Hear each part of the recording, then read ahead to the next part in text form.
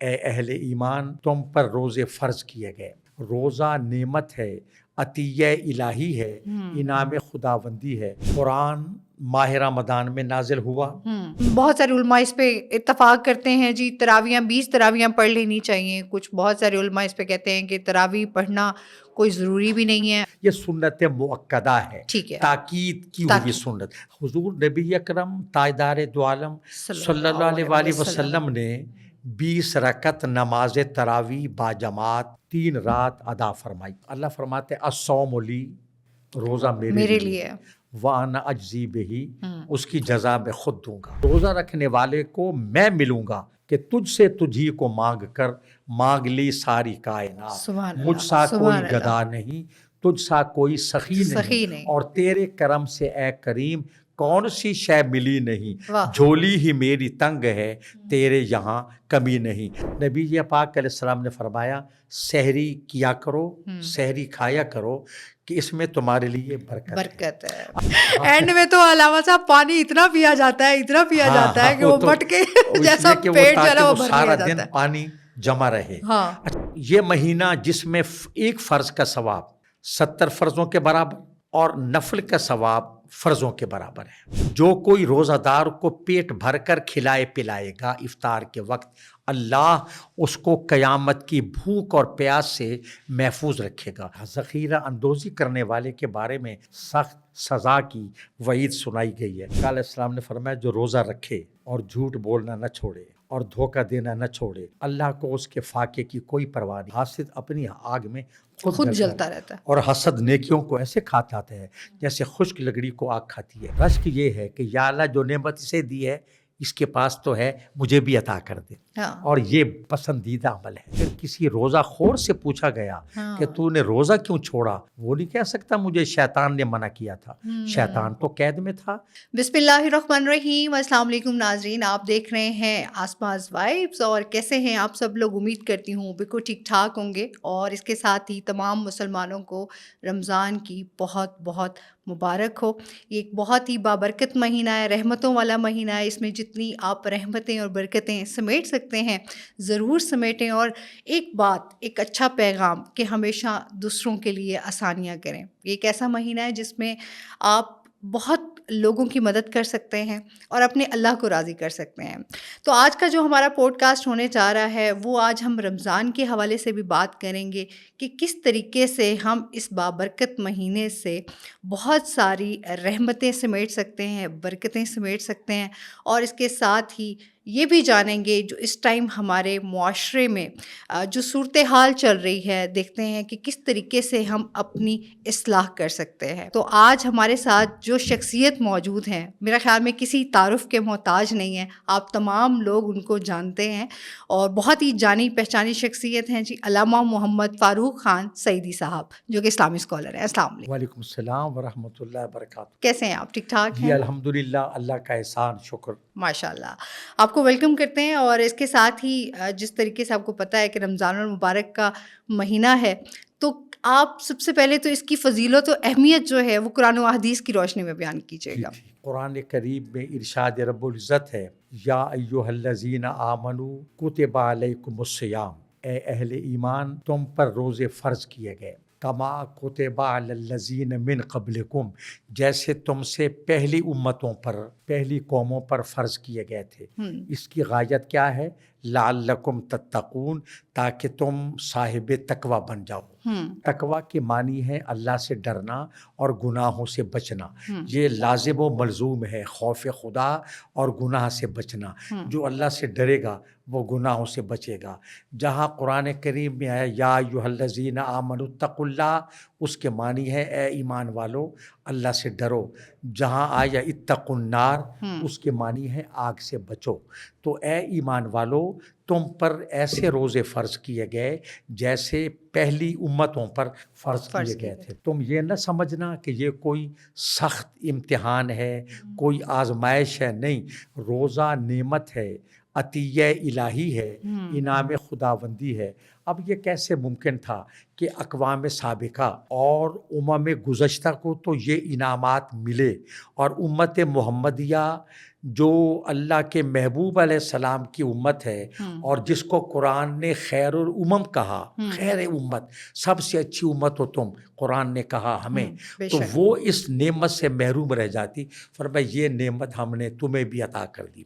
دوسری آیت شہر رمضان الذی انزل فیہ القرآن، کہ رمضان کا مہینہ جس میں قرآن نازل ہوا۔ اب رمضان اور قرآن کا آپس میں گہرا تعلق ہے۔ قرآن ماہ رمضان میں نازل ہوا، انا انزلناہ فی لیلۃ القدر، ہم نے اسے لیلۃ القدر میں نازل کیا۔ وما ادراک ما لیلۃ القدر، اور اے مخاطب آپ کیا جانتے ہیں لیلۃ القدر کیا ہے؟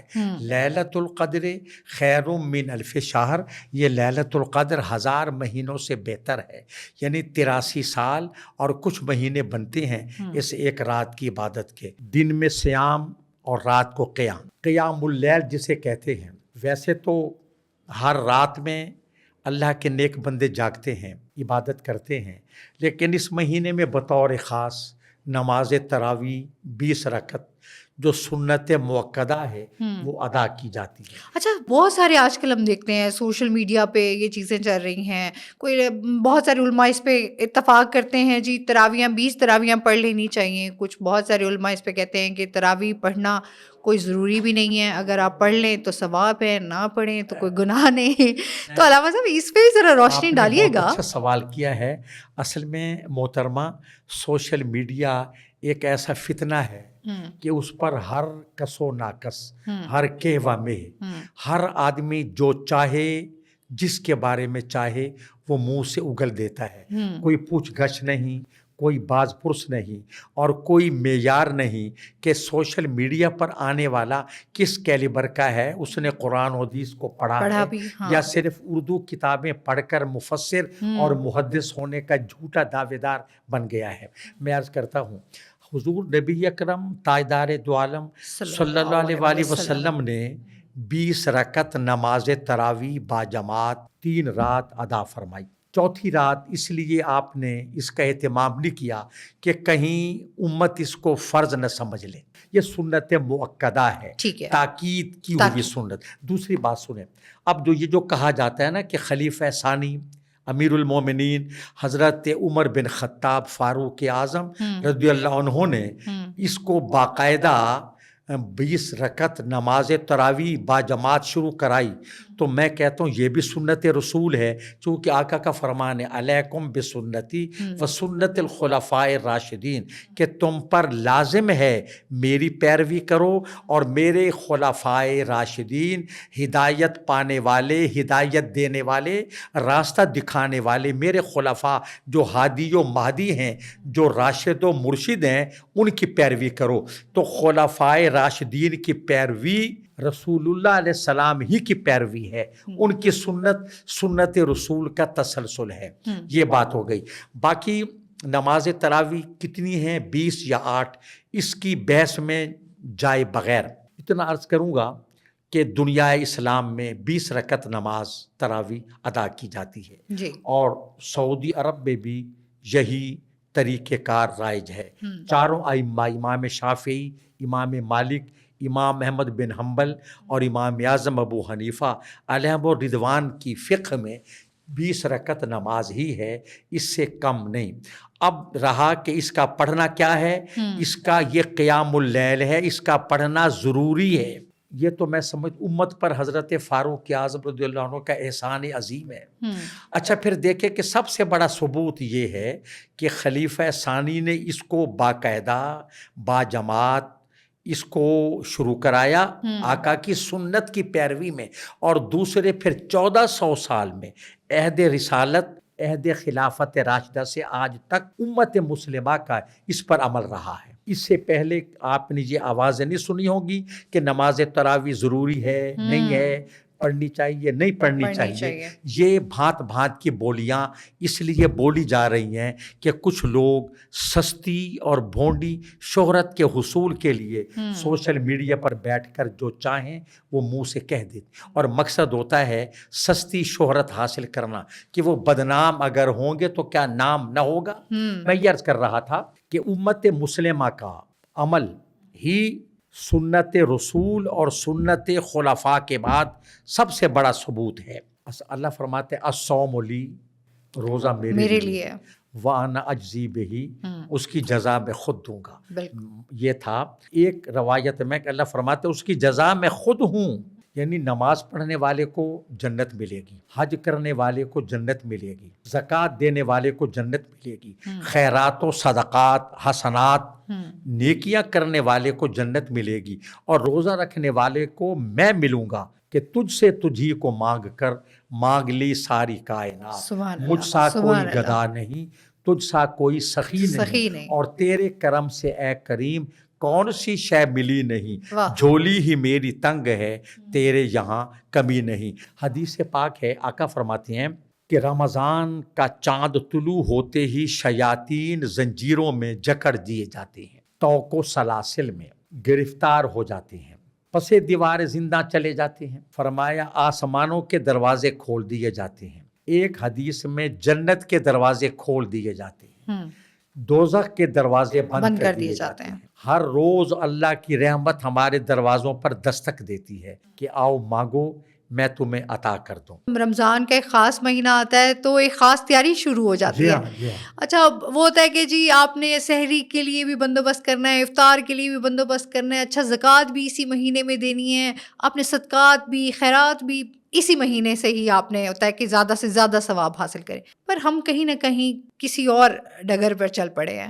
آپ کیا کہیں گے جہاں دیکھ رہے ہیں کہ اتنا دکھاوا کیا جاتا ہے، سوشل میڈیا پہ ہم دیکھتے ہیں باقاعدہ فوٹو سیشنز ہو رہے ہوتے ہیں اور جو ہے ویڈیوز بن رہی ہوتی ہیں، کیا کہیں گے اس بارے میں؟ آپ کیا کہنا چاہیں گے؟ کرتا ہوں پہلی بات جو آپ نے سحر اور افطار کے بارے میں کہی نا، تو وہ بات آپ نے مجھے یاد دلا دیا آپ کے سوال کے جواب سے قبل. تسحروا فإن فی السحور برکہ، نبی پاک علیہ السلام نے فرمایا سحری کیا کرو، سحری کھایا کرو کہ اس میں تمہارے لیے برکت ہے. اب دیکھیے وہ ہم کھاتے ہیں اپنی ضرورت کے لیے، اپنی شکم پوری بھی مقصود ہوتی ہے، لیکن اس کو سنت قرار دے کر ہمارے لیے عادت کے بجائے عبادت بنا دیا، طبیعت کے بجائے شریعت کا حکم لاگو ہو گیا کہ ہم سحری اپنے لیے کھائیں گے لیکن سنت سمجھ کر کھا رہے ہیں، اس کا ثواب ہے.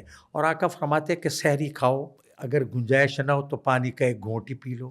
ہمارے ہاں تو پانی جو اینڈ میں تو علامہ صاحب پانی اتنا پیا جاتا ہے کہ وہ بٹ کے جیسا پیٹ جو ہے وہ بھر لیا جاتا ہے، سارا دن پانی جمع رہے. اچھا دوسری بات محترمہ جو افطار میں ہم اہتمام کرتے ہیں، پہلی تو بات یہ ہے کہ حضور نبی اکرم صلی اللہ علیہ وآلہ وسلم کی جو حدیث ہے نا، جس کے راوی حضرت سلمان فارسی ہیں رضی اللہ تعالیٰ عنہ، اور جس کو ہمارے آقا علیہ السلام نے اپنے اہل بیت میں شمار کیا، نہ وہ عرب ہیں قریشی ہاشمی کا تو سوال ہی پیدا نہیں ہوتا، عرب نہیں ہیں، ایران سے چلے کہیں پہنچے، مجوسیت اختیار کی، پھر نصرانیت اختیار کی، پھر کھجوروں کی سرزمین میں پہنچے مدینہ طیبہ، سرکار پر ایمان لائے اور اہل بیت میں شامل ہوئے. میرے آقا علیہ السلام نے ان کو یہ اعزاز دیا.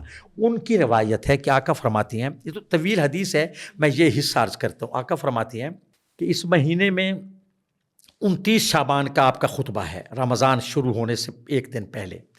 اس مہینے میں اللہ نے تم پر روزے فرض کیے.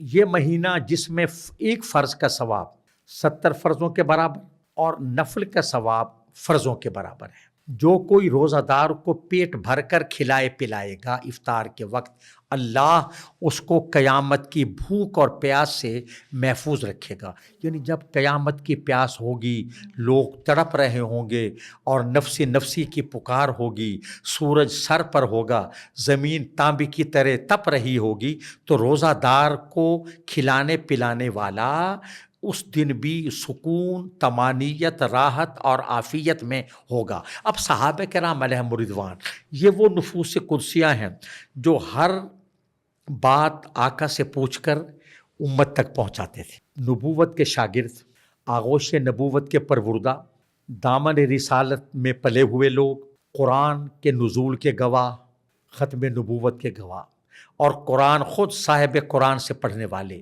اور نماز صاحب صلاۃ کے پیچھے پڑھنے والے صحابہ کرام نے عرض کی یا رسول اللہ صلی اللہ علیہ وسلم ہم میں سے ہر آدمی کی یہ استطاعت نہیں ہے کہ وہ روزہ دار کو پیٹ بھر کر کھلائے پلائے.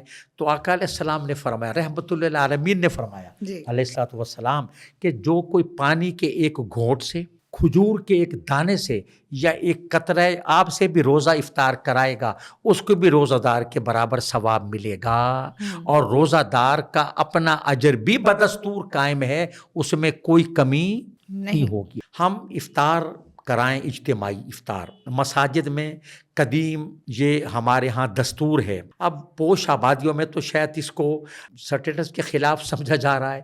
ہماری قدیم آبادیوں میں, پرانے محلوں میں, اندرون شہر اب بھی یہ شعار ہے کہ مساجد میں کھانا بھیجا جاتا ہے. اس کا فائدہ یہ ہوتا ہے کہ جس کے کھانے سے روزہ افطار کیا گیا, روزہ دار نے روزہ کھولا تو اس کو بہت ثواب ملے گا. اچھا, اب جہاں تک نمائش کا سوال ہے تو اللہ کو تو نمائش کی نماز بھی قبول نہیں ہے. اگر کوئی دکھاوے کی نماز پڑھتا ہے تو قیامت کے دن اس کے منہ پر باری جائے گی کہ تم نے اس لیے نماز پڑھی کہ تمہیں نمازی کہا جائے, تو لوگوں نے نمازی کہہ دیا. تم نے اس لیے قرآن پڑھا. اب علماء دین کے بارے میں کہ اگر تم نے اس لیے علم حاصل کیا کہ تمہیں لوگ عالم دین کہیں, فقیہ کہیں, بڑا عالم کہیں, کہہ دیا لوگوں نے, اجر مل گیا دنیا میں, اب تمہارا آخرت میں کوئی حصہ نہیں ہے. اگر ہم دکھاوے کے لیے زکوٰۃ, صدقات, خیرات یا افطار کراتے ہیں تو اس کا کوئی اللہ کے ہاں اجر نہیں ہے. اچھا علامہ صاحب, بہت سارے لوگ اس پہ بھی یہ بات کرتے ہیں کہ جی ہم تو یہ ایک سبق کے لیے کر رہے ہیں, دوسرے اس سے فائدہ لیں, دو لوگ ترغیب دینے موٹیویٹ کریں, جی لوگ آ کے نیکی میں حصہ لیں, شامل ہوں, اس طرح کے کام کریں. یہ آپ کی بات درست ہے. سوال یہ ہے کہ دار و مدار تو نیت پر ہے نا. جی بالکل, اگر ان کی نیت یہی نیک ہے تو بہت اچھا ہے. اب ہم کل گزرے, مین روڈ پر دسترخوان لگا ہوا ہے اور سینکڑوں لوگ انتظار میں بیٹھے تھے. بہت خوشی ہوئی اور میں نے یہی سوچا کہ ان کا مقصد یہی ہوگا کہ لوگوں کو ترغیب ہو, الدالو علی الخیر کفاعلہ, کہ نیکی کی رہنمائی کرنے والا, نیکی پر دلالت کرنے والا, نیکی کرنے والے کی مانند ثواب پاتا ہے. تو یہ اچھی بات ہے. باقی زکوٰۃ تو ہمیشہ چھپ کر دینی چاہیے کہ ایسے زکوٰۃ دو, دینے والے ہاتھ کو ایسے دو کہ کسی کو خبر نہ لگے, اس کی عزت نفس مجروح نہ ہو. ہمارے بہت سے ملنے والے ہیں, کچھ ہمارے ہاتھوں بھی راشن تقسیم کراتے ہیں. ہم نے کبھی فوٹوگرافی نہیں کی, کبھی اخبار میں اشتہار, کوئی سوشل میڈیا پر نمائش نہیں کی. بڑا برا لگتا ہے. غریب, ہاں جی بالکل, اگلے بندے کی بڑی عزت نفس مجروح ہو رہی ہے خاموشی سے, اور جو اس کی شکل ہوتی ہے نا اس کی طرف آپ دیکھ نہیں سکتے. ہاں وہ بالکل. ہم خاموشی سے اپنے دوستوں کے دیے ہوئے عطیات ان کو گھروں میں پہنچاتے ہیں یا ایک ایک کر کے گھر میں بلا کر ان کو خاموشی سے دے دیتے ہیں. زکوٰۃ کا آپ نے کہا اسی مہینے میں دیتے ہیں. اس مہینے میں زکوٰۃ دینے کا فلسفہ یہ ہے کہ زکوٰۃ تو مال پر سال گزر جائے نا تو پھر لاگو ہوتی ہے, لیکن اس مہینے میں اس لیے دیتے ہیں کہ ایک عمل کا ثواب 70 کے برابر ہے. وہ کہتے ہیں کہ زکوٰۃ تو دینی ہی ہے تو ہم کیوں نہ 70 گنا یا 700 گنا زیادہ ثواب حاصل کر لیں. تو یہ بات ہے. بہرحال کوئی سی اچھا ایک اور بات دیکھیں محترمہ, ہر عبادت میں نمائش ہو سکتی ہے, ریاکاری. روزے میں نمائش نہیں ہو سکتی, چونکہ یا روزہ دار جانتا ہے وہ روزے سے ہے یا اس کا پروردگار جانتا ہے. بالکل, آپ کو معلوم نہیں میں روزے سے ہوں, مجھے معلوم نہیں, یعنی مجھے حسن ظن ہے یقین آپ کے بارے میں, سب کے بارے میں, لیکن روزہ دار ہی جانتا ہے میں روزوں سے ہوں یا اس کا خالق جانتا ہے. یہ ایسی عبادت ہے جس میں ریا, تصنع, نمائش, دکھاوا اور بناوٹ کا کوئی گزر تک نہیں. رمضان میں مہنگائی بڑھ جاتی ہے, منافع خوری جو ہے وہ عروج پہ پہنچ جاتی ہے, اور اگر ہم اس کے برعکس دیکھیں تو ہم بہت سارے ممالک میں یہ دیکھتے ہیں کہ وہاں پر مسلمس کے لیے, مسلمانوں کے لیے اسپیشلی روزے کا ایک اہتمام کیا جاتا ہے باقاعدہ. ان کی سحر کے لیے, افطاری کے لیے آسانیاں ہوتی ہیں, مہنگائی میں کمی کر دی جاتی ہے. بالکل. ہمارے ہاں اتنا ہی ڈبل سے آپ نے ٹرپل چیزیں جو ہے نا. میری دکھتی رگ کو چھیڑا ہے. سر اس ٹائم یہ تمام لوگوں کی دکھتی رگ میں ہے. اس پر خود کلام کرنا چاہتا تھا, آپ نے یاد دلا دیا. محترمہ, میں نے 2-3 رمضان UK میں گزارے ہیں, امریکہ میں بھی میں گیا ہوں, اسپین بھی, اور اللہ جانتا ہے میں حالت روزہ میں باوضو بیٹھا ہوں کہ وہ لوگ جنہیں ہم یہود و نصارہ کہتے ہیں, لیکن وہ رمضان کے شروع ہونے سے پہلے ہی عید کے بعد تک اشیاء صرف کو سستا کر دیتے بالکل روزہ داروں کے لیے, اور ان سٹوروں پر جو ان کی ایک چین ہے پورے ملک میں خود جا کر ہم نے اپنے عزیزوں کے ساتھ شاپنگ کی ہے, اور وہاں ہر وہ چیز جو فریش ہے, جو معیاری ہے, یعنی کیفیت اور کمیت دونوں اعتبار سے اعلیٰ اولا افضل ہے, وہ آپ کو سستی ملے گی. اور کون دے رہا ہے؟ کافر, غیر مسلم, جن کا اسلام سے دور پرے کا کوئی تعلق نہیں ہے, کوئی تعلق نہیں. اور یہ بھی تو خیر سنا گیا, یہ دیکھنے میں نہیں آیا کہ برطانیہ کا وزیر اعظم یا امریکی صدر جو ہیں یا کینیڈا کے حکمران مسلمانوں کے ساتھ افطار کرتے ہیں. وہ تو خیر ایک علیحدہ مسئلہ ہے, وہ خیر سگالی کے طور پر بات وہی آ جاتی ہے نا کہ آخر ہم ہی کیوں نہیں ہم مسلمان ہو کر ہم اپنی اصلاح کر رہے, ہم جو ہے وہ مشکلات بڑھاتے جا رہے ہیں. ہم لوگ اچھا جھوٹ بھی بول رہے ہیں, ناپ تول میں کمی بھی کر رہے ہیں, چیزوں میں ملاوٹ بھی کر رہے ہیں. ہمارے لیے محترمہ شرم کا مقام ہے کہ ہم رمضان کے مہینے میں شروع ہونے سے پہلے ہی اشیاء ضرورت مہنگا کر دیتے ہیں. ذخیرہ کیا ہوا تھا پہلے رمضان میں, اس کو ہم نے اوپن کر دیا اور اس سے فائدہ اٹھایا. اور ذخیرہ اندوزی کرنے والے کے بارے میں نبی پاک صاحب علیہ السلام کا سخت فرمان ہے, اور اس کے لیے سخت وعید ہے, سخت سزا کی وعید سنائی گئی ہے. اب دیکھیں کہ کھجور جو ایک لازمہ ہے رمضان شریف کا, جس سے افطار, اس میں کئی فوائد ہیں کہ کھجور کے افطار کریں گے تو توانائی آپ کی جو ہے انرجی آتی ہے اور طاقت بحال ہوتی ہے, ثواب ہے, سنت ہے. لیکن ہم لوگ کیا کرتے ہیں, کھجور کو مہنگا کر دیتے ہیں. ہاں جی. اچھا, اور وہ استعمال کی چیزیں, میں کہتا ہوں کہ ہم اپنے گریبان میں جھانکیں. ہم مسلمان ہونے کے دعوے دار ہیں, اور وہ کافروں کو دیکھیں جنہوں نے اصول و ضوابط ہمارے خلفائے راشدین سے سیکھے. اچھا علامہ صاحب, روزہ یہ تمام چیزیں تو ہو رہی ہیں, ساتھ میں لوگ روزہ بھی رکھ رہے ہیں, مطلب روزے کے ساتھ یہ تمام چیزیں ہو رہی ہیں. تو اس حوالے سے بتائیے علامہ صاحب کتنا ثواب ہے, کیا آیا یہ روزہ کے مقاصد پورے ہو رہے ہیں؟ وہ تو آقا علیہ السلام نے فرمایا جو روزہ رکھے اور جھوٹ بولنا نہ چھوڑے اور دھوکہ دینا نہ چھوڑے, اللہ کو اس کے فاقے کی کوئی پرواہ نہیں. فاقہ ہے, بھوکا رہنا ہے. ہم لوگ روزے کے تقاضے پورے نہیں کرتے. ہم روزہ رکھ کر جھوٹ بھی بول رہے ہیں, بدگوئی بھی کر رہے ہیں, سب و شتم کر رہے ہیں, کم تولتے ہیں, کم ناپتے ہیں. اور پھر اگر روزہ دار حالت روزہ میں سو بھی رہا ہے, وہ اس کی عبادت ہے. اگر وہ صحیح دیانت و امانت سے تجارت کر رہا ہے, یہ اس کے لیے عبادت ہے. وہ تجارت کر رہا ہے, ملازمت کر رہا ہے حالت روزہ میں دیانت و امانت کے تقاضوں کے ساتھ, وہ اس کے لیے عبادت کا درجہ رکھتا ہے. اور ہم لوگ وہ ایسا ہے کہ رات کو تھوڑی سی پی, صبح کو توبہ کر لی, رند کے رند رہے, ہاتھ سے جنت نہ گئی. ہم کالے دھن کو پاک کرنے کے لیے اپنی دانست میں عمرے پر لوگ چلے جاتے ہیں. بھئی حاجی صاحب عمرے پہ گئے, بہن بھوکوں مر رہی ہے, ہمسائے کا حال برا ہے, ہمسائے کی بیٹی ایڑیا رگڑ رگڑ کر سسک رہی ہے, دوا نہیں ملتی, اور ہم عمرے پہ جا رہے ہیں. اور حاجی صاحب کہلانے کا کیا عمرہ فرض ہے؟ مجھے بتائیں. دکھاوا بہت ہر سال عمرہ مطلب ایک دکھاوا, ہم لوگوں کے چہروں پہ کافی سارے ماسک آ گئے ہیں, مطلب ہم دکھاوا بہت پسند کرتے ہیں. بالکل. مطلب ابھی ہم کہیں گے جی ہم عمرے پہ جا رہے ہیں, یا ہم لوگ جو ہے بہت زیادہ خیرات کر رہے ہیں, صدقہ دے رہے ہیں, تو وہ بھی ہم یہ دکھا کے کہ دیکھو ہمارے پہ بہت اچھا. حسد بھی ہمارے ہاں, یہ دو بیماریاں جو ہے نا, رشک ہونا چاہیے. حسد, رشک کے معنی تو آپ سمجھتی ہیں. میں اپنے محترم ناظرین کو بتانا چاہتا ہوں یاد دہانی کے لیے کہ حسد تو یہ ہے نا کہ جو نعمت اس کے پاس ہے یہ چھن جائے, یہ حسد ہے, اور یہ بری بیماری ہے. اور فرمایا حاسد اپنی آگ میں خود جلتا رہتا ہے, اور حسد نیکیوں کو ایسے کھاتا ہے جیسے خشک لکڑی کو آگ کھاتی ہے.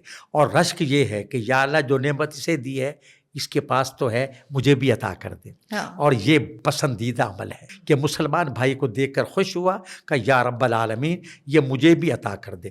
ہم لوگ اب دیکھیں ایک ریڑھی والے سے لے کر اور بڑے تاجر تک ہر آدمی اپنا فرض ادا کر رہا ہے، ذخیرہ اندوزی میں، مہنگائی میں، گرا فروشی میں، اور مسلمان بھائیوں کو کی جیبیں کاٹنے میں ہم لگے ہوئے ہیں، اور خدا جانے ہمارا کیا حال ہوگا کہ اسی ہم مہینے میں لوگ چوریاں کرنے نکل پڑتے ہیں، ہاں ڈکیتی کرنے نکل پڑتے ہیں، مطلب اللہ کا کہیں خوف ہمارے ہاں جو ہے۔ بی بی جب آپ نے یہ خود بھی اس حدیث کو کوٹ کیا کہ شیاطین قید میں ڈال دیے جاتے ہیں، اگر شیطانوں والے کام بھی ہوتے رہیں تو اس کا مطلب تو یہ ہوا کہ شیطان تو کہے گا یا اللہ میں تو رمضان میں گرفتار تھا، میں تو آزاد نہیں تھا، اب یہ جو کچھ یہ کر رہے ہیں اس کی ذمہ داری باز پرس اور پوچھ گچھ ان سے ہونی چاہیے۔ دیکھیں اب اگر کوئی آدمی نماز نہیں پڑھتا اور قیامت کے دن پوچھا گیا کہ تو نے نماز کیوں نہیں پڑھی تھی، ایک آیت ہے ما سالککم فی سقر، جنت والے جہنمیوں سے پوچھیں گے تمہیں دوزخ میں کس نے ڈالا، وہ کہیں گے قالو لم نکو من المصلین، ہم نماز نہیں پڑھتے تھے۔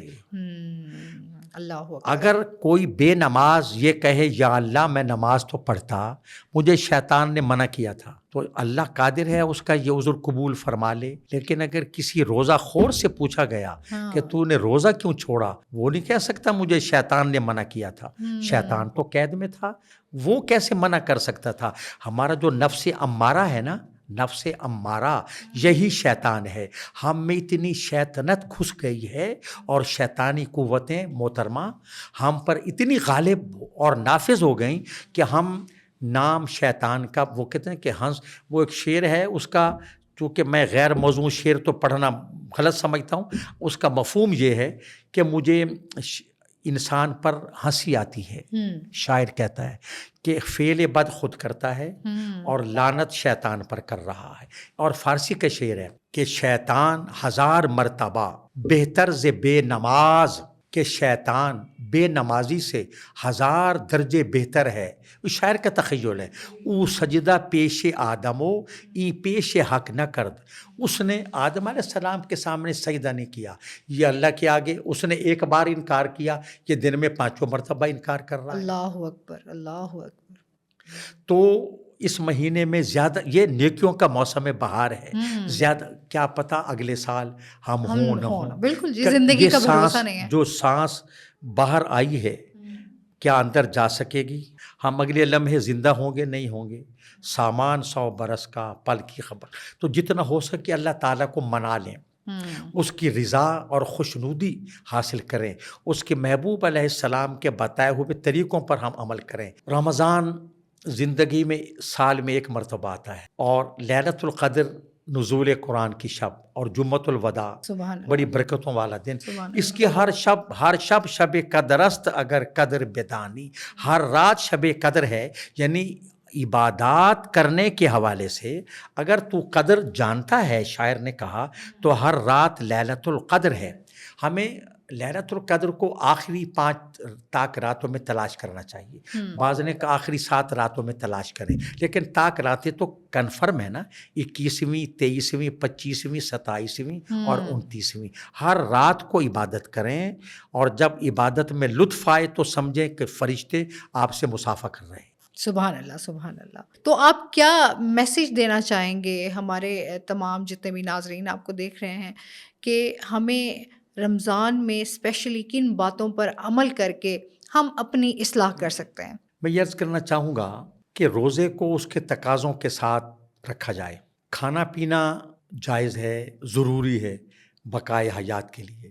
وہ فارسی کی کہاوت ہے کہ خوردن برائے زیستن است، زیستن برائے خوردن نیست، کہ کھانا پینا زندہ رہنے کے لیے ہے، زندہ رہنا کھانے پینے کے لیے نہیں۔ جو چیز ہماری بقائے حیات کے لیے لازم ہے وہ رمضان میں روزے کی حالت میں وہ حرام ہو جاتا ہے، کھانا پینا، دودھ شربت کھانا پینا، یہ حلال چیزیں ضروری لازمی وہ ہمارے لیے حرام ہے۔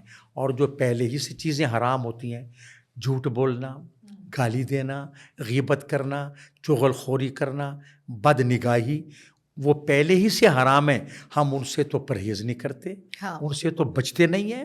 ہمیں چاہیے کہ روزہ رکھ کر پھر اس کا تقاضا پورا کریں۔ رمضان میں یہ مواسات کا مہینہ ہے، مواسات کے معنی غم گساری اور ہمدردی کا مہینہ، اس میں غریبوں کے ساتھ ہمدردی کریں۔ جب ہم نے روزہ رکھا ہے، ہمیں پتہ ہے کہ بھوک کسے کہتے ہیں۔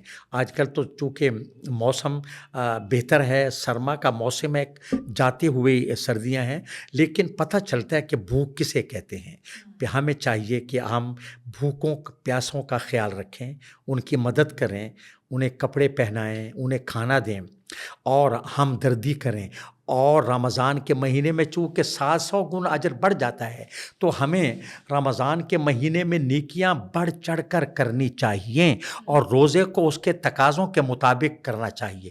اور ہم فرد سے لے کر معاشرے تک، گھر سے لے کر بازار تک، میدان سے لے کر مسجد تک، دکان سے لے کر عدالت تک، اور کٹیا سے لے کر ایوان حکومت تک، ہر جگہ ہر آدمی کلکم رائن و کلکم مسئول، فرمان رسالت مآب ہے، تم میں سے ہر شخص رائی ویسے تو چرواہے کو کہتے ہیں، گڈریے کو، جو نگہبان، تم میں سے ہر شخص نگہبان ہے اور ہر شخص جواب دہ ہے۔